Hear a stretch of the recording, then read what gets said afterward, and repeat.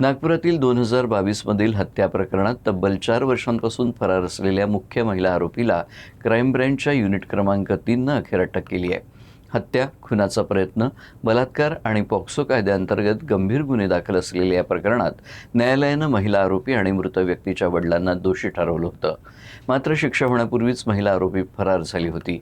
अखेर गुप्त माहितीच्या आधारे तिला अटक करण्यात आली आहे।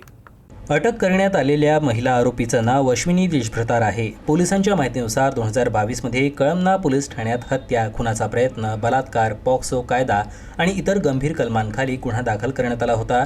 या प्रकरणी सुनावणी पूर्ण झाल्यानंतर न्यायालयानं 4 आरोपींची निर्दोष मुक्तता केली, तर मृत व्यक्तीचे वडील आणि तक्रारदार महिला अश्विनी देशभ्रतार यांना दोषी ठरवण्यात आलं।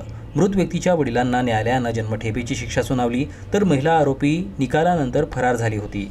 क्राईम ब्रांच युनिट 3 ला गुप्त माहिती मिळाली की फरार महिला आरोपी वाडी पोलीस ठाण्याच्या हद्दीतील लावा परिसरात येणार आहे। या माहितीच्या आधारे पोलिसांनी सापळा रचून तिला ताब्यात घेतलं। अटकेनंतर आरोपीची वैद्यकीय तपासणी करण्यात आली असून पुढील कायदेशीर कारवाईसाठी तिला कळमना पोलिसांच्या ताब्यात देण्यात आलं आहे। गुड्डू रजाक याला तेव्हापासून जेलमध्ये दाखल करण्यात आले होते आणि ही फरार होती।